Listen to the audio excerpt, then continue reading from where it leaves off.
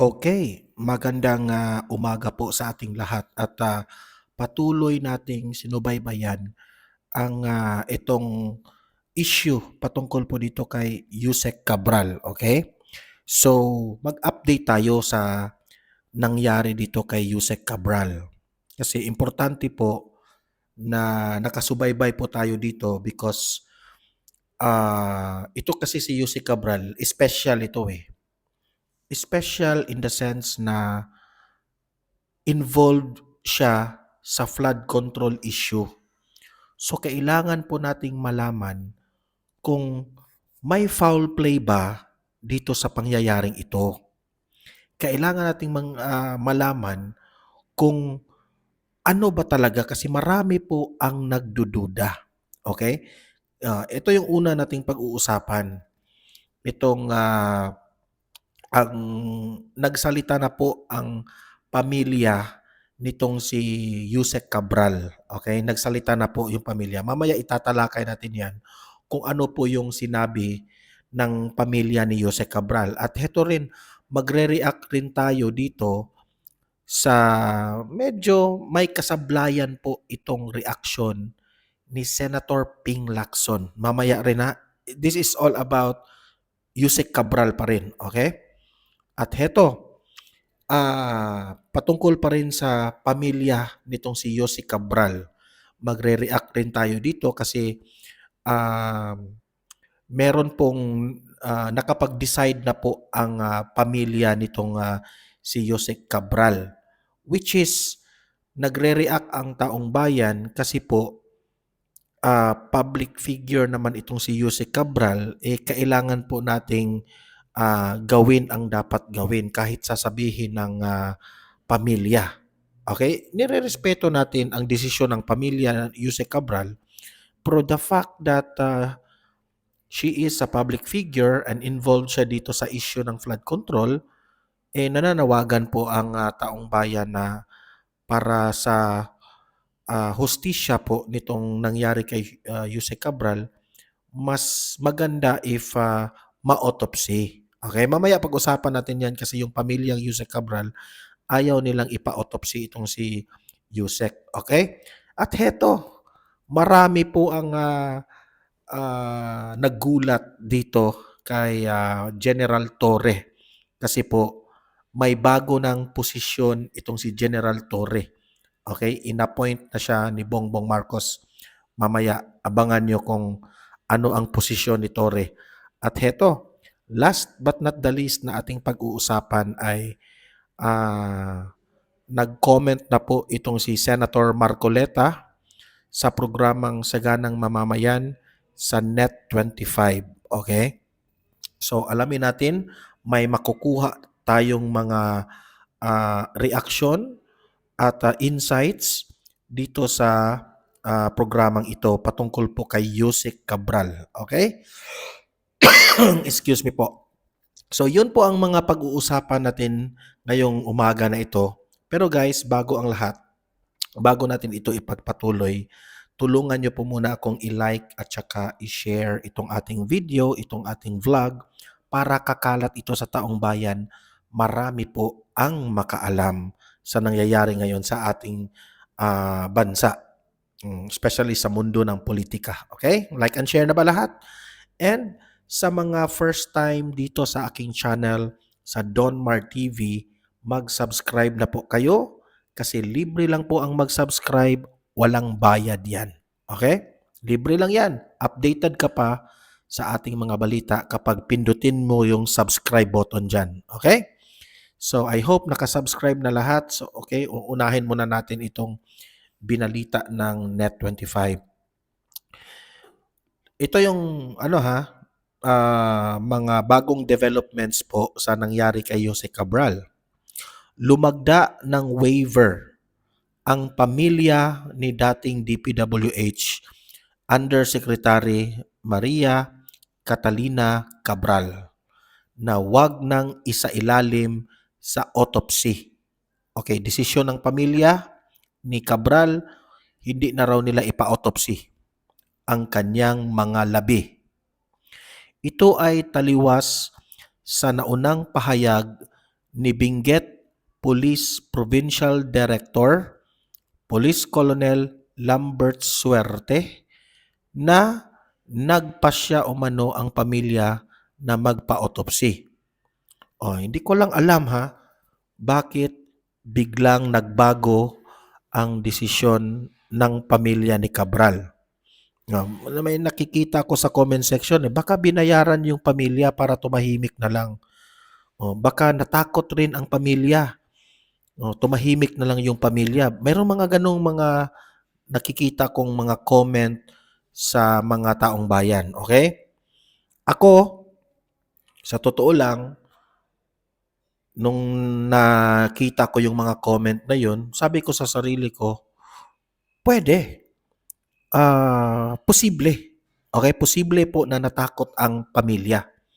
Kaya gusto nila na wala nang marami pang mga kaguluhan. So, wag na lang ipa-autopsy, tapos ilibing na lang, tapos parang peaceful yung buhay nila. Parang ganun, di ba? So, kung yan po ito lang ang sa akin, if yan po ang desisyon ng pamilya na hindi po ipa-autopsy, wala tayong magagawa dyan. Okay? Kasi po, at the end of the day, kapag hindi na po makapagdesisyon ang isang patay na tao, no? Kagaya nitong nangyari kay Jose Cabral, wala talagang ibang magdidesisyon yan kundi ang pamilya niya.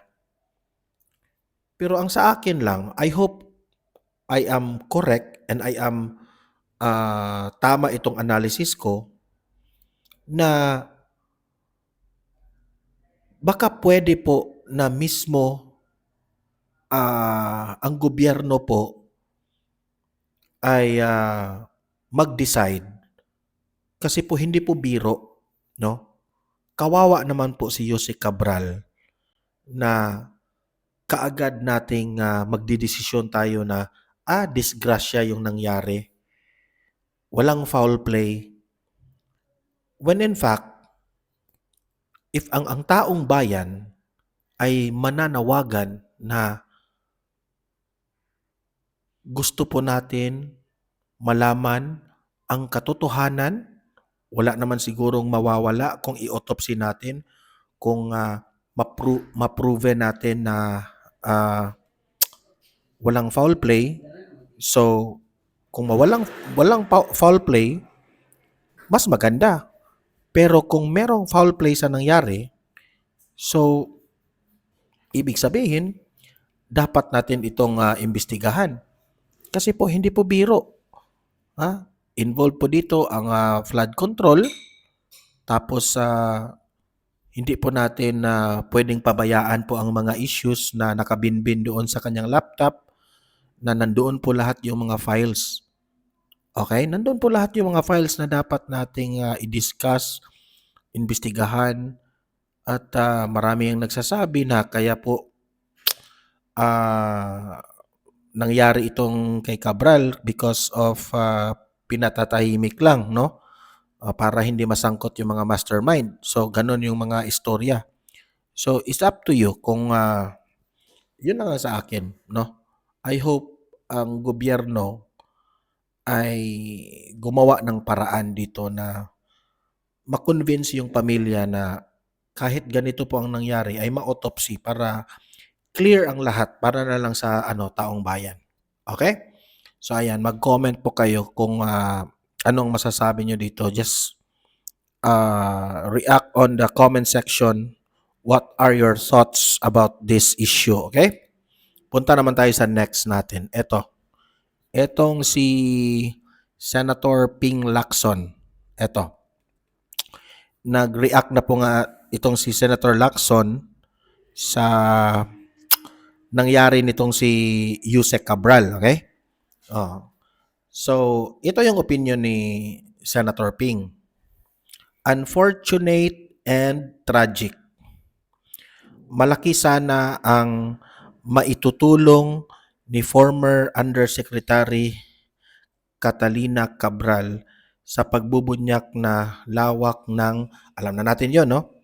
Patungkol po dyan sa lahat ng projects ng flood control. Kasi siya po ang USEC dito, di ba? So ngayon, sabi niya dito, unfortunate and tragic death of Yusek Cabral.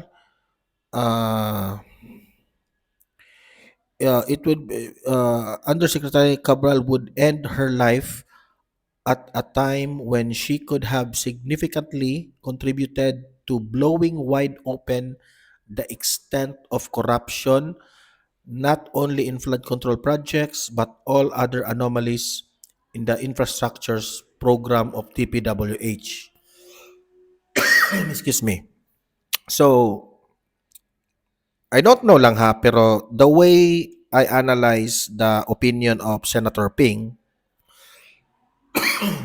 I think naniniwala po si Senator Ping na wala pong foul play. It was purely an accident. So, ibig sabihin, ang kanyang opinion, malaki sana ang maitutulong nitong si Undersecretary Catalin. Ako sa totoo lang, no?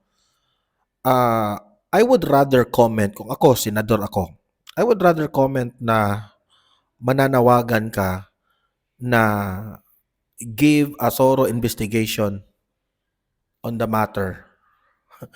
Kasi po, malinaw pa eh. Crystal clear pa yung issue. Kabago-bago lang siya pinatawag sa Senado. Okay, tapos hindi pa nga natuloy yung pinatawag siya ng ICI. Di ba? So very clear pa ang isyung ito. Marami nga nagsasabi taga Quezon City po itong si Yusek Cabral. Bakit umabot siya doon sa doon sa Baguio, doon sa Buena River? Ang layo doon. 'Di ba? O sabi ng driver, nagbabakasyon sila doon. Nagbabakasyon sila doon para mawala lang yung buhay niya? Parang medyo, at nakita pa natin yung interview niya na sabi niya, she is afraid of heights.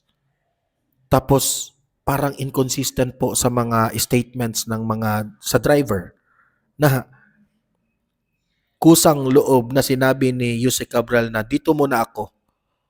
Magpalipas oras ako dito. Tapos, bangin yun ilalim ng road. So, hindi siguro magsasuggest si Yusek Cabral na doon siya magpalipas ng oras. Kasi sinabi niyang she is afraid of heights, tapos doon siya magpa-relax. So, parang it's very obvious, ang inconsistent po ang narrative, di ba? So, I don't know kung ano ang naisipan ni Senator Ping. Pero, Senator Ping, I would suggest na imbestigahan ito. Parang sablay ang, for me, sablay itong comment ni Senator Ping Lacson. Kasi kung matino ka na senador, hindi ka mag-end up kaagad na in just one day, nakapag-decide na kaagad yung pamilya ni Yusek Cabral na it's just purely an accident. So parang, di ba? Sa Amerika nga, sa ibang bansa, it will take for about 1 to 2 weeks or even months para imbestigahan po ang crime scene. Pero dito sa Pilipinas, wala pang 24 hours nakapag-decide na it's an accident. So parang medyo hindi ako convinced, okay? That's my own opinion. Pwede tayong magkamali, pwede tayong tama. Ito pa. Binalita naman ito ng ABS-CBN News 13 minutes ago. Naniniwala ang pamilya ni dating DPWH Undersecretary Cathy Cabral na aksidente ang kanyang pagkamatay. Kaya nagdesisyon silang wag nang isailalim sa autopsy ang labi. So, dito, nagtataka ako, paano nakapagdesisyon ang pamilya na aksidente po ang nangyari na hindi pa nga nila nalaman ang resulta ng autopsy. 'Di ba? Ganun lang kasimple nyo i-analyze. Wala pang autopsy, wala pang result sa autopsy. Hindi nyo nga alam kung ano ang dahilan sa ikinamatay niya. Nauntog ba yung ulo sa bangin, sa kahoy, o meron ba siyang saksak, o tinulak ba siya? Hindi pa niya alam. O hindi natin alam ha. Baka lasing siya, may gamot ba siyang tinitake? Malalaman kasi yan sa autopsy. 'Di ba? Pero bakit nakapag-decide ang pamilya na okay, sige, wag na lang i-autopsy yan kasi naniniwala kaming aksidente yung nangyari? Parang wala sa hulog for me. So, ang una pong na-realize ko, di ba kaya tinakot ang pamilya? O kasi hindi natin maiiwasan na mag-isip na baka tinakot yung pamilya o binayaran yung pamilya na wag na lang kayong mag-ingay. Ito yung pera. Baka ganun ba? May ganung mga deal. So, hindi po consistent ang narrative, no? Naniniwala na aksidente, kaya hindi na lang ipa-autopsy. Parang wala sa hulog. Kung if you are solving a puzzle, parang na-scramble ang puzzle. Kasi, ang dapat nilang sasabihin, basing on the result sa autopsy, naniniwala po ang pamilya na aksidente ang nangyari. Dapat ganun.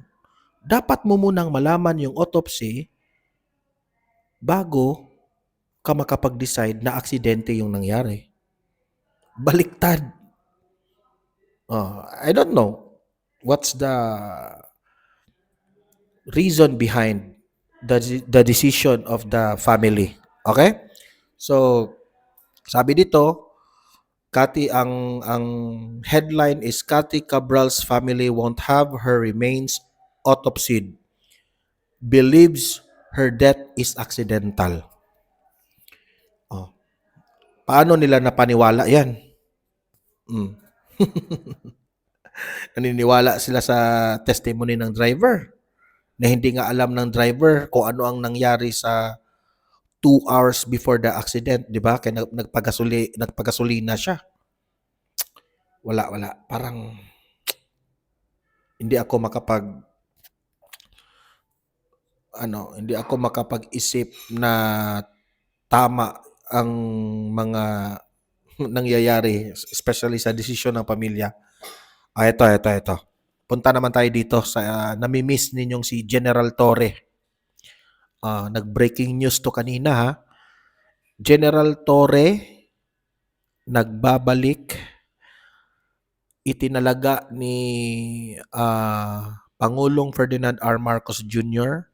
si dating PNP Chief Nicolas Torre III bilang General Manager ng MMDA. Congrats, General Torre. Ayan. Newly appointed MMDA General Manager. Ayan. Na buong akala natin na itong si Torre ay hindi na mabibigyan ng posisyon sa gobyernong Marcos. Okay, pagkatapos ng nangyari na nag-asta siya na parang presidente nung sumakay siya doon sa tapos bigla siyang tinanggal as Chief PNP. Ngayon, akala ko nga na hindi na siya mabibigyan ng posisyon, no?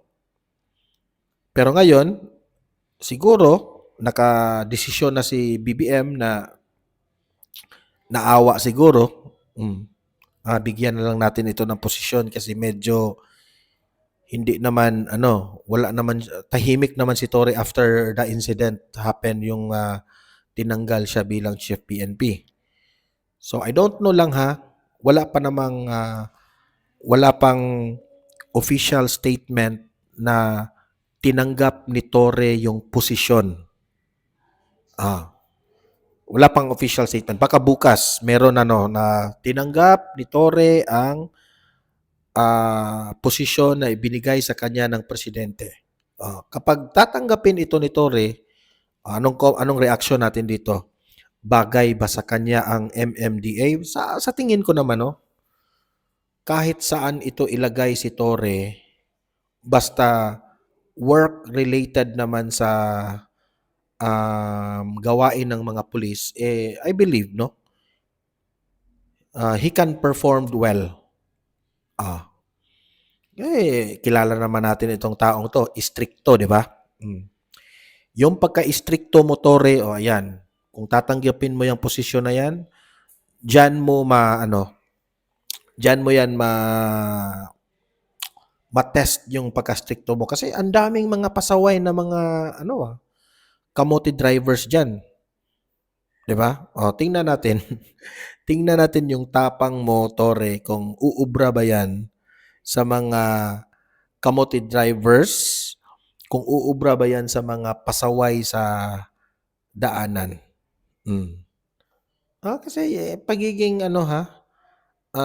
sa pagiging anong tawag dito? Kung ikaw po ay general manager ng MMDA, mahirap rin dyan. Yung mga desisyon mo dyan dapat rin na mabigat kasi okay lang, no, pag mayroon kang mga decision when it comes to yung mga small fish lang ang iyong babantayan. Torre, babantayan mo yung mga big fish.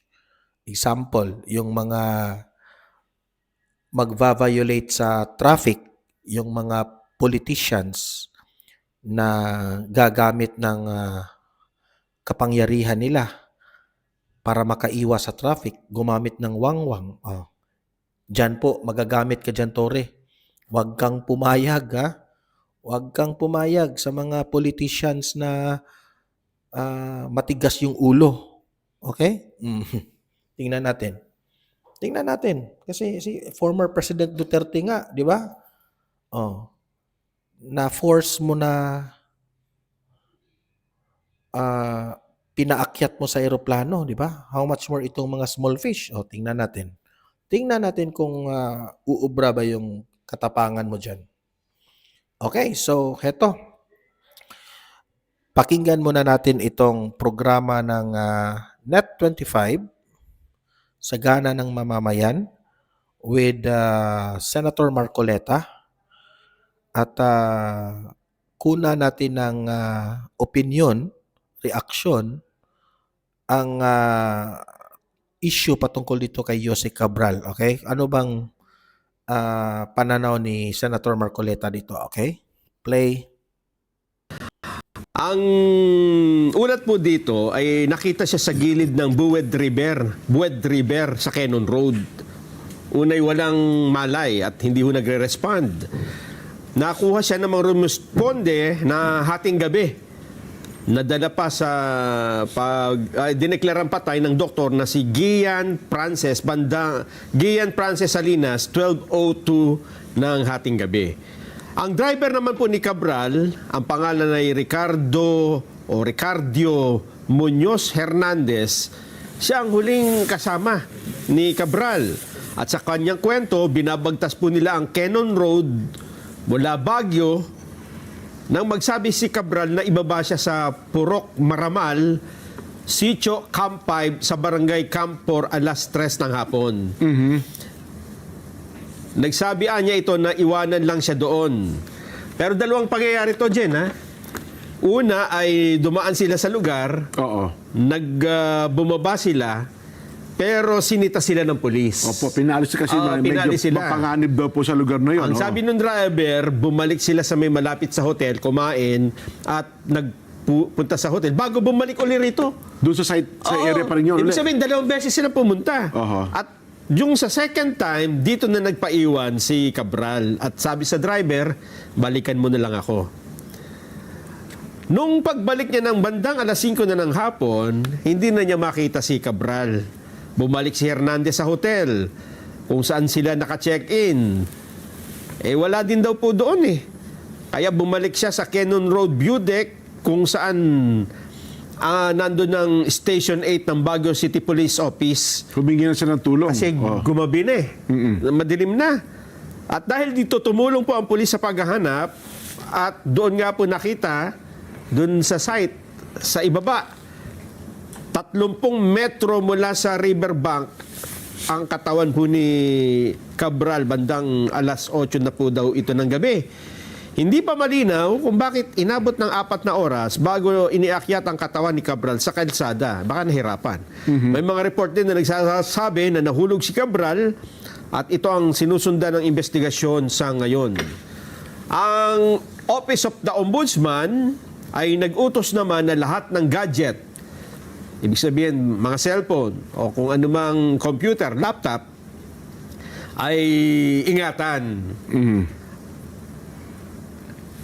Ito pong lugar kung saan daw po nagpaiwan si Cabral ay isang populated area. May mga tao yan sa palipaligid.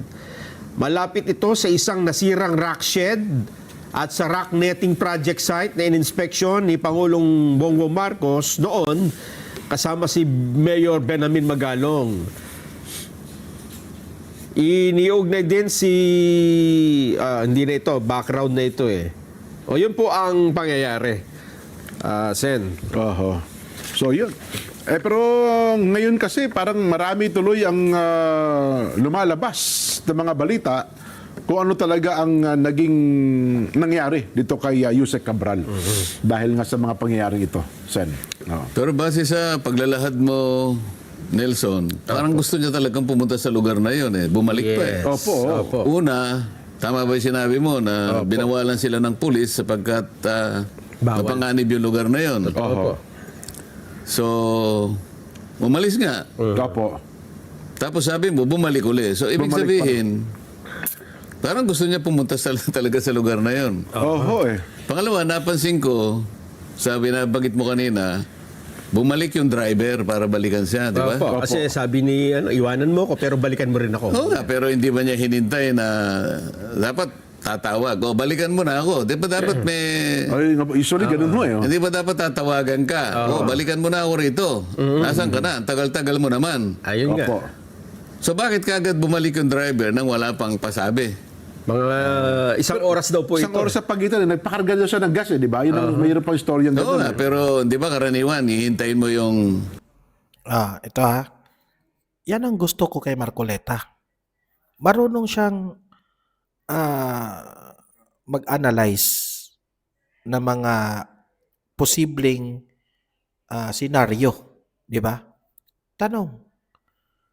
Hindi pa siya tinawagan, bakit siya bumalik kaagad sa area? Di ba? Kasi kung ikaw, driver ka, may pinag-usapan kayo ni Yusek na, dito muna ako. Siguro naman may usapan kayong, mag-chat lang ako ha, balikan mo ako kapag okay na. Meron sanang ganun. Hindi naman siguro na maghihiwalay sila ng landas at that time without even planning ahead kung dito lang ako, balikan mo lang ako. 'Di ba? Parang may kulang. So may nakikita po na mga inconsistency po itong si Senator Marcoleta. Tawag ng boss mo. Kasi iwanan mo na muna ako dito. Opo. Di ba pangkaraniwan? Te-text na lang kita. Tatawagan kita. Wala bang ganun? Wala po. Walang ganon, Sen, ano? Well, ayaw naman ho nating magbigay ng mas malalim pang komento sa bagay nito. Una, ay iginagalang natin, nirespeto ang pangyayari po dito kay Yusek Cabral. At maaari ay, nananangis yung pamilya nila. Ano ha? Ukol sa bagay ito. Pero siyempre, yun nga po ang ating sinasabi, maraming katanungan sa isipan ng ating mga kabayan, Sen, sa pangyayari ito. No? At hindi naman Palagay natin ko, maalis yan. Kasi ang mga katanungan na yan ay patuloy pang dadami siguro. Opo. Dahil alam naman natin, si Yusek Cabral ay dating nagsilbi sa DPWH. Opo. At alam din natin, very sensitive yung kanyang posisyon. lahat ay mag-agree sa katotohanan na yung kanyang posisyon na yon ay masyadong maraming naglalaman yun ng maraming impormasyon tungkol sa kung paano inilalatag ang mga proyekto ng ating pamahalaan. Kasi DPWH ito, Jen, Nelson. Yusek for planning po siya. Oho. At hanggang sa maaalala ko, mula nung ako ay naging chairman ng Blue Ribbon Committee, ay talagang halos umiikot sa kanyang opisina yung mga unang katanungan dyan. Opo. Lalo na yung mga proponents ng projects, kung paano nilalatag yung mga tinatawag na, kung paano pinalalaki yung mga pondo, kung paano binabahagi. Talagang yung opisina niya ang nakatutok dyan. Oho, tama.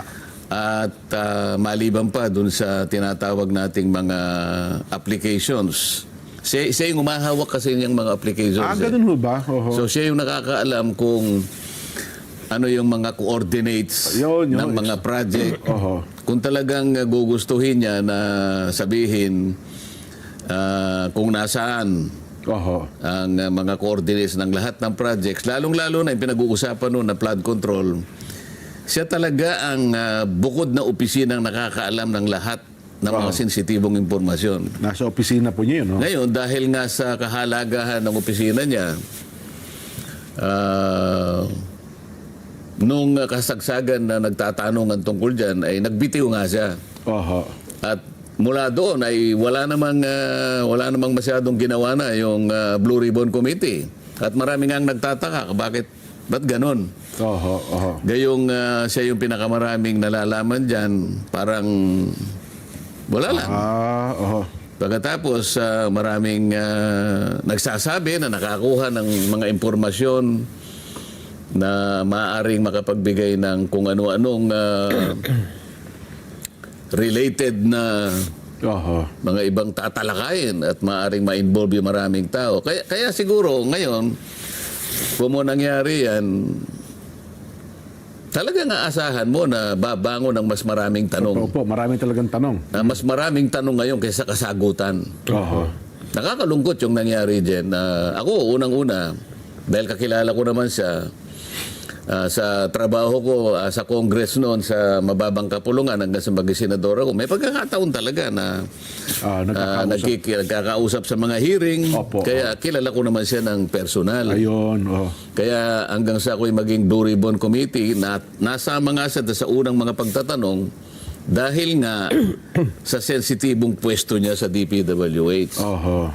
Opo. So, ngayon, nangyari nga ito, inaasahan natin na marami talaga yung magdududa Tama.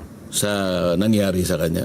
At lalo pa nga naalala ko, di ba dapat nakatakda sa humarap sa ICI, Sa di ba? ICI noong December 15. Tapos hindi rin siya pumunta, no? Kasi nakarating. Wala rin pasabi kung pupunta o hindi. Kung maalala niyo yung dalawa, naging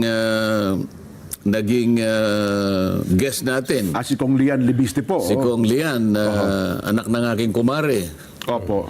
At mula sa kanya ay nagsabi siya rito at dito niya unang inilahad Yes. na meron siyang nakuwang mga sensitibong impormasyon na binigay mismo ng opisina ni Secretary Yusek Cabral, bago pa nangyari. Kasi ito yung update ha. Ito pa lang si Congressman Leandro Liviste ay nakakuha ng copy sa files ng computer or laptop nitong si Yusek Cabral. Okay? At binigyan niya ng copy ang ICI. Okay? So yan. Maganda yan na nakakuha siya ng copy dyan, no? Kasi pwedeng may makuha tayong mga sensitive na mga ebidensya at mga documents. Okay? Yun po yung update niyan. Nakakuha pala sila ng copy. Opo. Itong pinag-uusapan natin. Opo. At nung hinahanap na rin yung computer, hindi na makita yung computer. Oo. ganun ang Ngayon, sinasabi mo kanina na may binanggit ang ombudsman na ano sabi niya? Yung mga gadgets Pinapasecure. ay secure. Oho. yung Cellphone. text. Yan. Kasi sa forensic investigation, baka, ano bang tanong? Kasi kung may katagpo ba siya doon, siya lang ba ang kusa na tumambay doon? Bakit, ang tanong bakit 2 beses pa siyang bumalik doon sa nabanggit na lugar? Di, bakit ang ombudsman ang nagsabi nun? Siguro kung ombudsman na nakunan ng reaction, diba dapat pulis? Oo nga, no? Dapat kasi, siguro, yung mga investigador. Opo, yung mga pulis. Kasi kung hahanap ka ng lead, halimbawa, pero ipaalam niya sa mga Bakit nakikialam ang ombudsman na dapat sana yung NBI ang may karapatan dyan para kunin yung mga ebidensya like cellphones, laptop? Ay, Remulla, nakialam ka na naman. mga partido ni Yusek Cabral. Opo. Sa tingin ko, hindi yung ombudsman ang magpapanukala ng ganun, kundi yung mismong mga investigador na nagsisimula para malaman ang mga katotohanan sa pangyayaring ito. Bagay, Di ba? malamang SOP naman sa mga pulis. Siguro nakunan lang ng reaksyon ng reporter si Ombudsman Remulla. Ano ha? Pero doon sa punto lang, aspetong legal lang, may epekto ba ito sa kaso, sa kontrobersyal ngayong ating kinakaharap? Kung legal aspect lang po, walang... kasi ang tanong nila ngayon, di ba, ano magiging epekto nito sa iskandalo ng flood control? Ang magiging maraming epekto sa tingin ko kasi nga yung sa dami ng mga impormasyon na dapat sana'y nailahad niya o naikwento niya, maaring yung iba ngayon ay hindi na makikita. Ayun. Di ba? Opo. Maaring tamaan naman ng mga impormasyon na yan ay medyo nagsasaya siguro.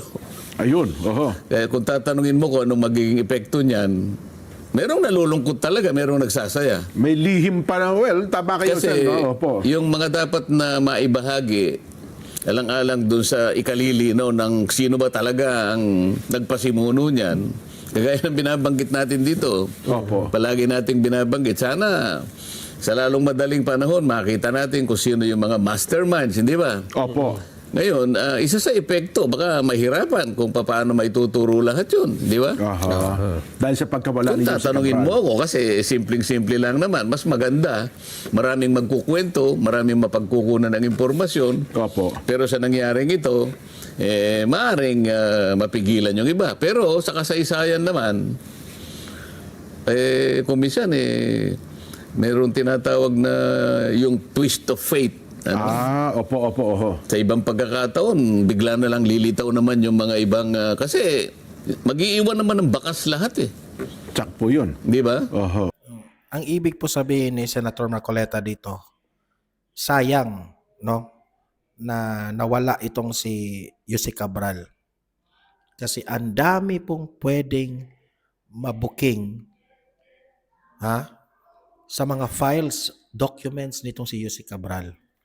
So ngayon, na sabi nila, aksidente ang nangyari kay Yusek Cabral, parang sinabi po ni Senator Marcoleta na, hintay-hintay muna tayo.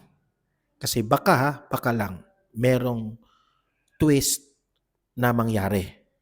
Ibig sabihin, baka one of these days, meron pong lilitaw. Hindi natin alam merong lilitaw, merong aamin, na ganito, ganyan po ang nangyari because unang-una, talagang nakapagtataka ang bigat ng mga pangyayari. Sa dami pong issues, bakit ngayon lang?